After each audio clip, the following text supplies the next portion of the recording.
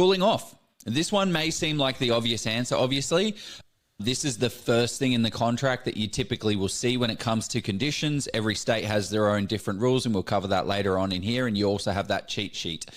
So this is going to allow you to pull out, but there is a fee attached. Typically, there's a fee attached to that. Whereas when you pull out under a different clause, like your finance or your pest and building, there is no charge for pulling out of that deal. That's one core factor that you need to be thinking about here. So don't just jump automatically to paying the fee. So all of a sudden, I've just saved you 0.25%. So that's cooling off. Then we have the finance clause. This is if you can't get a loan, then you can legally exit the contract. So this is really good. I include this in every contract. Agents are fine with this being inside it. You just need to tell them, look, just letting you know, I'm finance approved and ready to rock and roll. If the val doesn't stack up, I've got enough capital to cover any extras. I really like this property. This is our preference. We're good to go with this. Don't stress. We're going to be able to afford to buy this property. However, have it there, because not having it there doesn't really change the structure of an offer too much. So I see people being like, no, I don't, I'm going to even exclude my finance clause to make it even better. Just be careful of that, because you might be giving up a bit too much.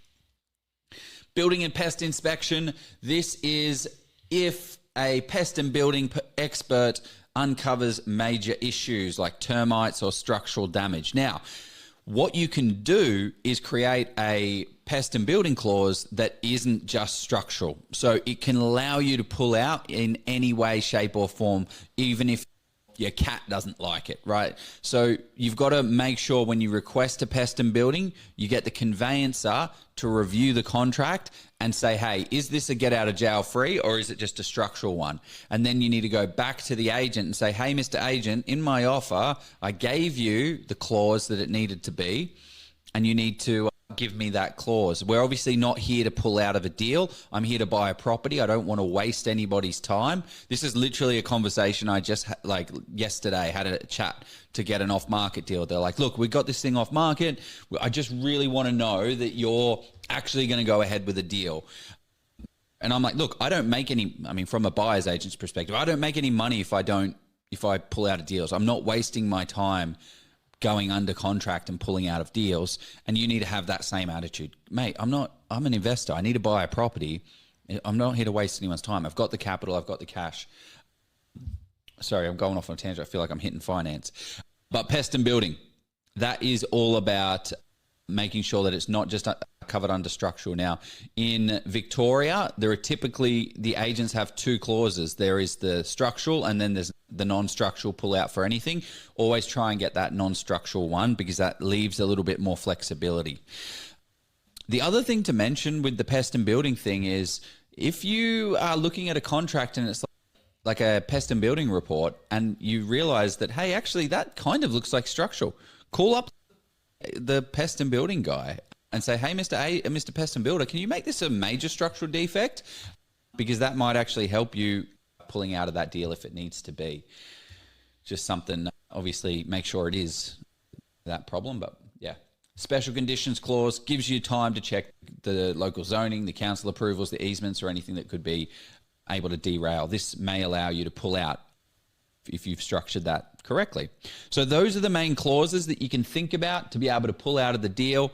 The main one that everyone uses when they get out of a deal is the pest and building clause or finance clause. Now, in some states like WA, they are going to require a letter from the lender to say that it's not, that you haven't gotten finance. In Queensland, you don't actually need to require, you're not required, as far as I understand it, to show that letter. But speak with your conveyancer, because that rule, that may have changed. 5-step process. What do you have to actually do to exit a contract? Check your deadlines, right? We need to confirm when the condition expires. If you miss the deadline, you lose your right to terminate under that clause. So this actually has happened to me once. I bought a property for myself. It was a personal purchase. I didn't, so every contract goes through our system here in the business, but I didn't run my own deal through the process. So I missed a key date in South Australia, and it was the finance clause. And the finance clause landed on a Sunday, and I stupidly didn't think too much about it. But I realized I knew, but then I realized that Sunday is the day that it landed on, so it didn't move to the next day. So in New South Wales, Victoria, Queensland, check with your conveyancer. This is just me talking off the top of my dome, is you need to have that. If it lands on a Saturday or a Sunday, it moves to the Monday. So I was like, great, no, look, we need to extend the finance clause. And he said, no, finance clause, you can't extend that. It's already been satisfied because it landed on the Sunday. I was like, oh dear. But anyway, I bought the property because we had finance, and the finance one is only there if you don't have finance. So yeah, your conveyancer. The other thing is your conveyancer should send you an email with the key dates calculated. So when you get the property exchange, so I'm not here to talk about the property process, but you sign it, the vendor signs it, you get an exchange, you receive that exchange, you send that out to your team in an email. Hey, mortgage broker, conveyancer, property manager. Hey guys, just letting you know, we have the contract here. Mrs. Conveyancer, can you please give me all the key dates and report back in this email so that we all know? Then that way, not just from your calculations professionally, that great, that this clause expires on Monday the 15th. That allows me all the time in the world to do it, because it might be 14 days and it lands on a weekend and then it makes it 15. You might be wrong. They might be wrong. They might be right, and do all of that. But check your deadlines. Always have that list factored in. The other thing is get your evidence. So if finance falls through, get a rejection letter from your lender or your broker. If the building pest report flags an issue, ensure that it's well documented. Or, as I said before, call up the inspector and try and get him to change it to a major structural defect if there is something else that you're trying to pull out under. However, don't give everything away. So you give it only when requested. Don't give stuff freely available. The pest and building report, when you're negotiating on the pest and building report, you do need to give them the report to justify your reasoning, but don't overshare too much information. What's a good example? So for instance, if you actually don't want to pull out under finance and you want to pull out under the finance clause, but you don't actually have a letter of rejection, you don't want to forward any emails that state that to a broker. The other thing with brokers is they have to release any information that you say to the bank. So be very careful what you put in writing. So for instance, I've seen investors, they have a child and they automatically go to the broker. Hey, Mr. Broker, I know we're about to buy this property and we're under contract, about to go unconditional. Just letting you know if that changes anything. And then that broker has to let the bank know. And then the bank is like, well, your financial situation was already strained. We actually can't lend to you because you've got a child. That conversation could have been completely avoided if they just had that conversation over the phone with the broker, so he didn't have to disclaim it to the lender. However, legally they have to. So I'm talking about grey area stuff there. Just communicate sparsely in writing. Hope that doesn't get me in trouble. Just as I say that, give it in writing. Okay, so what I mean is, what I mean in this section is notify everything that you do when you are requesting a pullout. Do it in writing. No verbal agreements count. So get everything in writing so that it's always done through your conveyancer. So let's say you do want to pull out of the deal. What happens is you have a chat with the agent. Hey, Mr. Agent, just letting you know, really sorry, unfortunately, my broker can't get finance today. I understand today's the finance clause and I can't, and I'm just letting you know that I need to pull out of this deal. Don't just hang up and then do nothing. You have to reach out to your conveyancer, say, hey, Mr. Conveyancer, Mrs. Conveyancer, I need to pull out of this deal under the finance clause. What do I need to provide them? You don't need to provide anything. We're based in Queensland, so it means you can just pull out of the deal. Just put that in writing for me. So what you do is then formally request your conveyancer to pull out of the deal. Hey, Mr. and Mrs. Conveyancer, great speaking today. I would like to terminate this contract under the finance clause. Thank you very much. As per the contract, please terminate this contract and get a refund of my deposit. Same with the Pest and Building. Hey, Mr. Conveyancer, Mrs. Conveyancer, please terminate this contract under the Pest and Building. I am not satisfied with the issues and they are not willing to negotiate. Please terminate my contract. So that's that. Know your time. Sorry. Know your timing. So if anything seems unclear, always chat with your conveyancer or your solicitor, making them on top of everything so that they're across it all. Don't just assume that they're across it all. You're managing this. You're the buyer. You need to be managing this process. Yes, they're great at what they do, but you still have to ask them, okay, great. When do we go unconditional? What do I do next? What's the next steps? So one thing to mention is reason I have it know your timing is in some states, it's the end of day. So it's 11:59 p.m. That's when the clause expires. Like South Australia, that's the case, potentially. Queensland, it's close of business. So if it gets to this, the finance clause ends, well, yeah, it ends at 5 p.m. So we have to have an answer in Queensland before 5 p.m. Queensland time.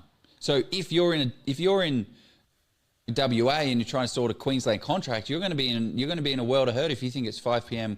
WA time.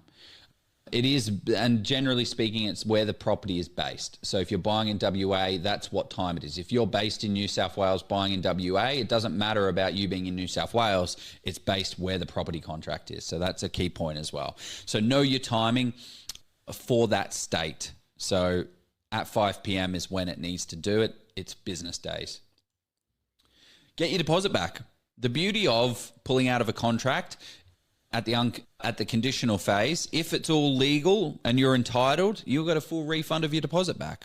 So generally speaking, this is not the most important task for the real estate agent. So it does generally take a week or two for them to get it out. But ultimately you're owed that. They've got no right to it and they're not going to be there and holding it and doing anything because they can't touch the money legally unless they have a legal right to it. So the key point that I want to make here is pull out now. Before the unconditional phase, pull out in this phase. Pulling out at the contract in the conditional phase is the easiest. So if you're trying to pull out, it must be done. Make sure that you know the timing. Do not wait until after. Also, don't assume the dates. So chat with your conveyancer, make sure that it's 100% bang on so that you don't get locked into a contract.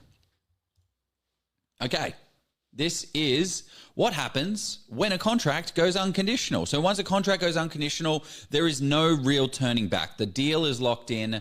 You are legally bound to complete this purchase, and this is what it looks like, right? Conditions are fully satisfied. Finance is secured. Inspections are passed and all the conditions are fully met. So this is what happens when you go unconditional. But here we'll talk about it. Conditions partially satisfied. Sometimes one or more condition is only met, but the buyer and the seller agree to move forward anyway, or the condition's not met, but you proceed anyway. You decide to move forward despite missing the condition, meaning you take on all the risk. So then the fourth is messing it up and the condition going sideways. What happened with me? That key date landing on the Sunday, I believed it to be the Monday, and I ended up doing it. Bought the property, but if I couldn't then pull out under the Pest and Building or the finance clause because it was all satisfied. So that's how it can be met as well. So those are the conditions that you can meet. But once it's unconditional, baby, it is unconditional. In saying that, there's going to be people that watch this course, get into an unconditional contract and are like, Joe, I know. I'm already beyond that. I'm beyond that pay. I'm unconditional phase. This is known as the hard way. So let's talk about it. What does it kind of look like? The consequences of trying to terminate a contract. You're most likely going to lose your deposit. So once it's unconditional, you're locked in. Walking away is not really an option, but it's not impossible.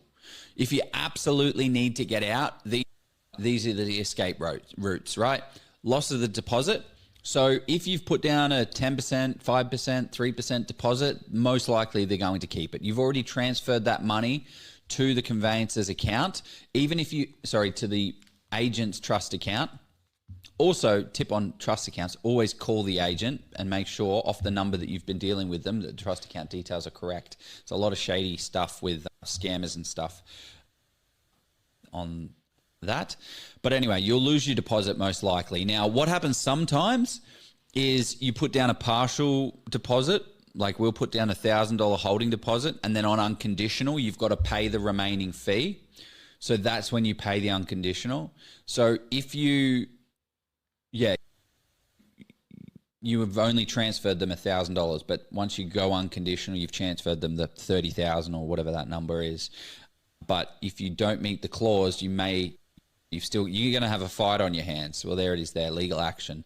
So the seller can sue you for failing to settle, which means court fees and possibly damages. And if the seller loses money because you bailed out, example, you go under contract at $550, you realize you misaligned and messed up the valuation because you didn't do what we said in this course about valuing your property, and they come back and sell it for $500, they can come after you. They could potentially come after you for that $50,000. So again, don't do it, but last ditch effort. If you're stuck but need a way out, consider this. Negotiating with the seller. So some sellers will agree to terminate. They may terminate under like financial, if you give them money. Look, I just need to terminate this agreement. I've had a big family issue. I'm so sorry, but I need to pull out of this deal. I know this is a massive inconvenience to you. I literally, something happened in my life and it's messed me up. I'll give you $10,000 if you allow me to terminate this, and I will help out in any way that I can help on sell this property. I don't know. That negotiation piece, everything's negotiable. This is an agreement between you. It's an agreement to your vendor. But the problem is when the conveyancers get involved, they get super paper orientated and will try and take everything you're worth at most times. So this way is cheaper than a lawsuit for the vendor. So they might just be like, look, I'm done. I don't want to deal with this. You don't want to deal with this. I'm just going to go sell it. The market's hot right now. I can get more for it anyway. I'm not fussed, but I am keeping your I'll keep $10,000 or $20,000, blah, blah, blah. Or they might just say, you know what? You're a really nice person. I'll give you the money back. And I'm a really nice person. So they may be having better offers. So literally, we're in the process literally today. I'm glad I've got these real life case studies for you because this is far better than just pretending. We've actually got a contract that we went on under contract on last week. We just did the pest and building inspection, and we'll talk about this in the pest and building inspection section. But got the pest and building inspection done. Everything's fine, which is great. The agent just told me, oh, by the way, don't even try negotiating on this pest and building, mate. And I'm like, well, I haven't seen the report yet. Let's just see how it is. And he's like, well, look, I've already got a contract. I've already got another offer for $910,000. You paid $890. That's massive. Like $890 to $910. That's a juicy $20,000 under market value of what other people would pay out there in the market. So that agent, even if we went unconditional, would be happy to crash that deal and get the other one. So that's another option there. On sell the property. Now, on selling the property, what the hell does that mean? So that means if settlement hasn't happened yet, you can find another buyer to take over the contract. So this is flipping the deal. So this can save you from a whole heap of mess. So this happens a lot with developers. So what will happen is a developer will go out there, they'll have a 12-month massive 12-month settlement. They'll get the property under contract, they'll get the DA approval done, and then they will do a deed of assignment, depending on what the state is. It's called different things, but they'll do a deed of assignment and then trade the names and say, okay, Mr. Person, here's the contract. I got it under contract at $600,000 6 months ago. I've gone through the DA approval. I've got all the paperwork done. I'm going to sell this contract with the DA approval for $800,000. So I spent $50,000 on approvals. I bought it for $600,000. I want to be paid for my time. I'm going to sell it for you, $800,000. Do you accept that? And then they accept it. They then transfer from your name, so from Joe to the other person's trust or personal name. Trade done. This buyer, the first buyer, number one, didn't pay any stamp duty, didn't pay any legals, and paid some legals to their conveyancer because they had to do the transfer. But yeah, they don't pay the stamp duty. They never legally owned the property. They just owned the right to the property, and someone bought that and will settle going forward. So that's interesting as well. But be very careful of that. We're talking worst case scenarios of how to pull out of a deal, not how to transfer ownerships. So you can do it. It can be done. Yes. Prepare for the fallout. If termination is unavoidable, prepare yourself for some legal claims, penalties, and deposit. The main ones, your deposit for cheek. Expect that. Why timing matters? I think we've made it pretty clear. Managing the timing of these conditions is crucial. If the deadline passes, conditions aren't met, you may lose the right to terminate, and you could be forced to settle or face major financial issues. This is what you do so that this doesn't happen. I'm just going to move my face. So I've put over communicate, and I probably need to put that into every single piece of any communication that you have with anybody. Over communicate. Keep people in the loop. When it comes to deals, everybody is comfortable if they know what's going on. If they've got too much communication, no one's ever said, oh my gosh, you're communicating to me too much. Always keep the agent in the loop. Hey, Mr. Agent, got the pest and building report, just letting you know the inspector's going to send it to me in the next couple of days. I'll come back to you. Hey, Mr. Agent, just letting you know, finance is looking pretty good. Yeah. Okay. Well, let's actually speak to that next point. If you need more time, ask for extensions early. Sellers prefer a solid deal over a rushed, botched settlement. So what you can do is to extend a settlement, right? We do this all the time. I have extended settlement, extended clauses all the time. So what happens is you say to the agent, prime example is a pest and building. Hey, Mr. Pest and Building man. Hey, Mr. Agent, we did the pest and building, so we have a 14-day finance. Let's just talk about it. 14-day pest and building clause. We did the pest and building on day 10 because it was really hard to get a pest and builder man out there. Day 12, he sent me the agreement. I then read it on day 13. We now have 2 days left, so it's today and tomorrow. So just letting you know, we found a major water leak in the bathroom, and I want to find out if that's from splashing water because the kids have been splashing in the bath, or if it's something behind the tiles. So I need to get a pressure test done by a plumber. That plumber needs to go out there. I'm not going to be able to get a plumber out there by tomorrow. So I need to extend this clause. So please, Mr. Agent, can we extend this clause? And they're going to be like, well, no, you can't extend. What are you talking about? We can't do this. Well, every problem has a solution. It just has a cost attached to it. And I'm wondering if this is just kids splashing or it's a brand new bathroom. So I can't go ahead with this deal without knowing what I'm in for. So I need to get the plumber out there to do the test. I'm happy to take on that risk and pay the $200 for the pressure test, but I can't commit to this deal if I don't know what's wrong with it. And the agent's like, oh yeah, that makes perfect sense. I'm not silly. I've done this all before. And then like, yep, sure, no problem. Let's book it in for 3 weeks. However, you need to go unconditional on finance. And if you're happy to go ahead with the deal, then I would just say, yeah, go ahead. Yeah, it's fine. I'll satisfy finance. And then the pest and building clause is the next one. So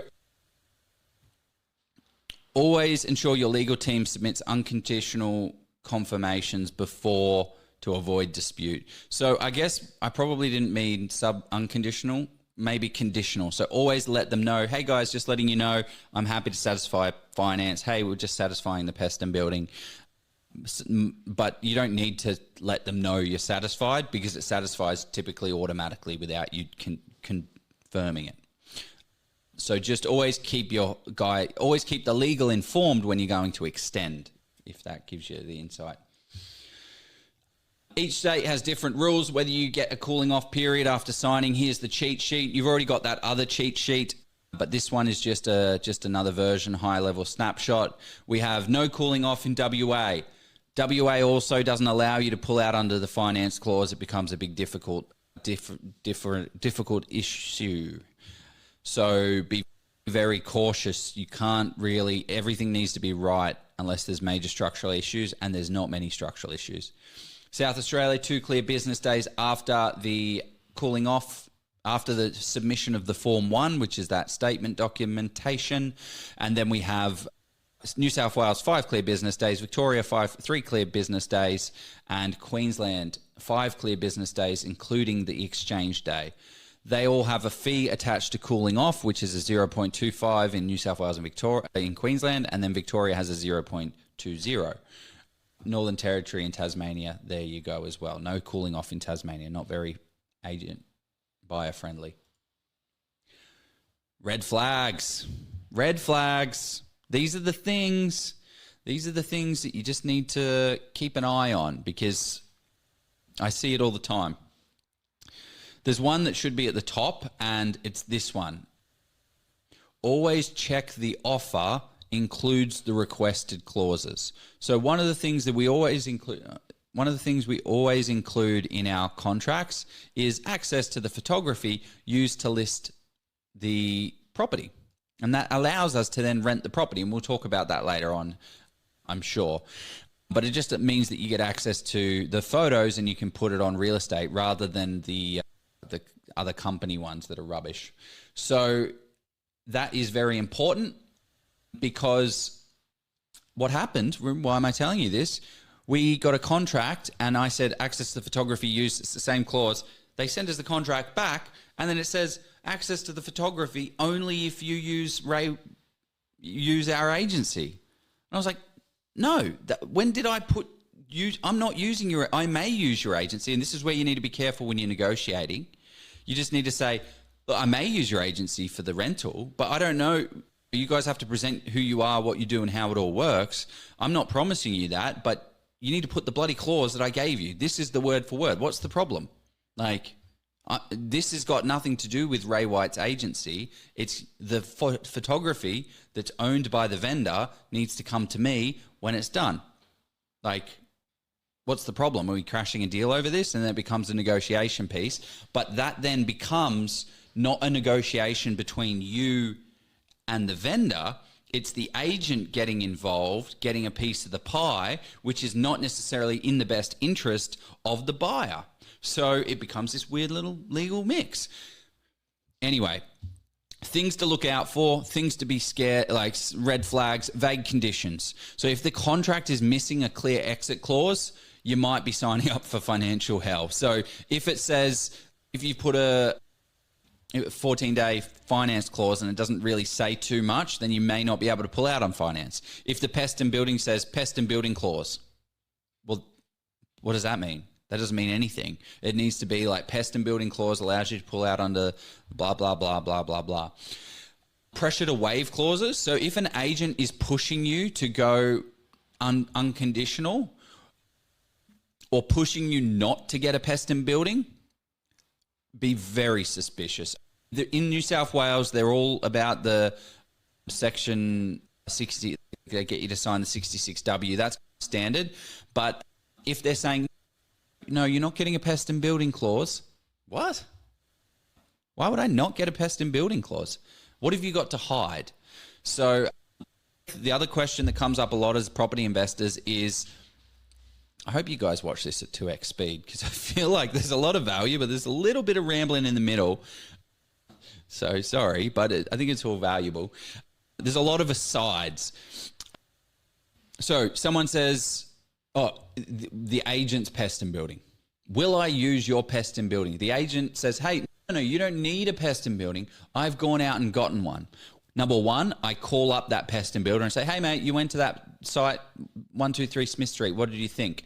They hate that. And they always, the pest and builder, if you're not the vendor or the person that paid for the report, they say, sorry, I can't speak to you. And then, well, sorry, I don't know what's going on with this property.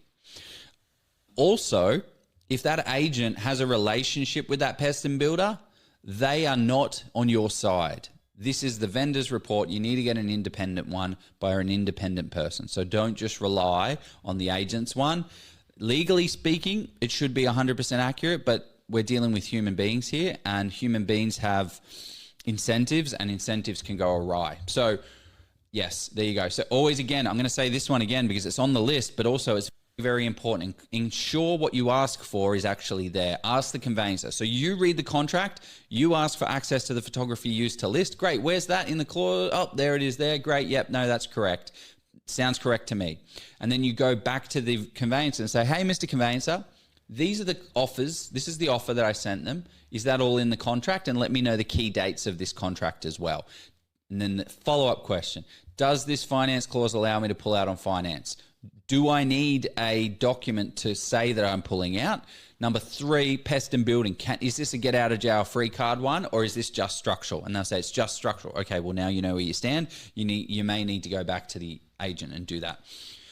Unrealistic settlement timeframes. I actually see this a little bit with inexperienced agents. They're like, yeah, we need to settle ASAP. Let's make it happen.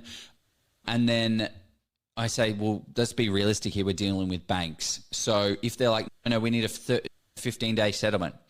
Unless it's a cash deal, you can't really settle within 15 days. So short settlements means everyone's scrambling for finance. And then if you're on the contract and it's your fault for it not coming through, then you could get in massive trouble. Hidden legal tracks. Check for unusual penalty clauses that cost you more than your deposit. Victorian contracts typically have an extra fee for extended settlement. So do expect to see that in the contract for Victoria. I hate it. Don't know why it's there. They just put it in there and everyone does it, so it all becomes the norm. Just a consideration.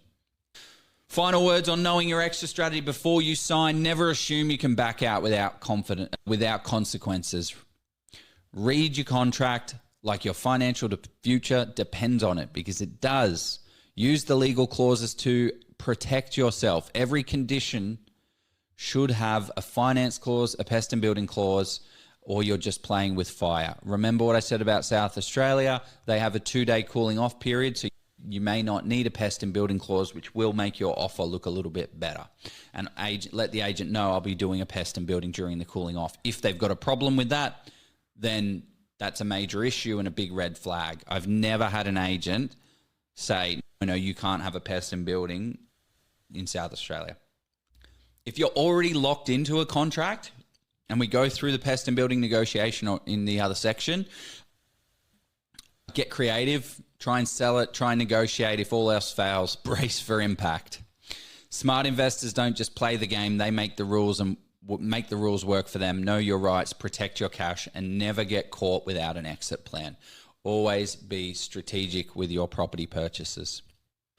And that's high level. How to get out of a property contract without losing your shirt. Don't stress out too much. If you're at this situation right now, there is always a way around something.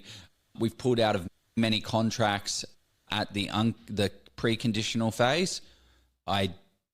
We've never needed to pull on the unconditional phase, and we've done hundreds of property deals. So just don't let yourself get there. Be educated, know what the process is, know what the key dates are, and pull out of those deals. If you need an extension, ask for one, you'll get one.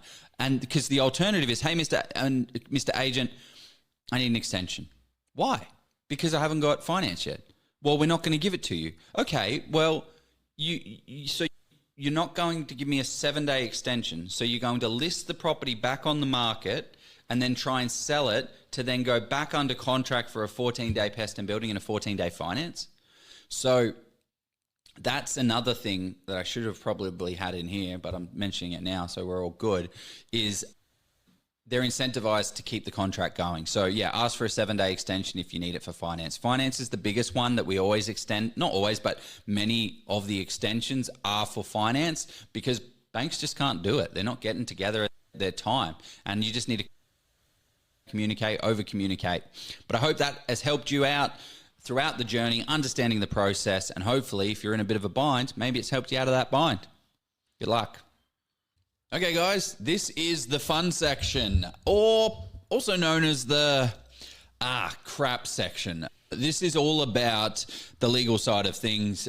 It is really called how to back out of a property deal without losing your shirt. So this is the section that you come to when you're in a bit of trouble. So if you're the first time here watching this session, great, welcome. You're going to learn some stuff today. If this is the second time that you're here, sorry to say, you might be pulling out of a deal and you might need a little bit of help. So don't stress. I have pulled out of hundreds and hundreds of deals in my time, thousands of deals maybe. I'm not entirely sure. It is not that bad. Don't stress out. You're okay. You will be okay. And if you've done it in the unconditional phase, be a little bit worried. But if you've done it pre-unconditional, you don't need to stress too much about it. But there are some things that you need to be worried so that we don't lose our shirt. So let's dive into this section. I think you're going to get a lot of value out of it.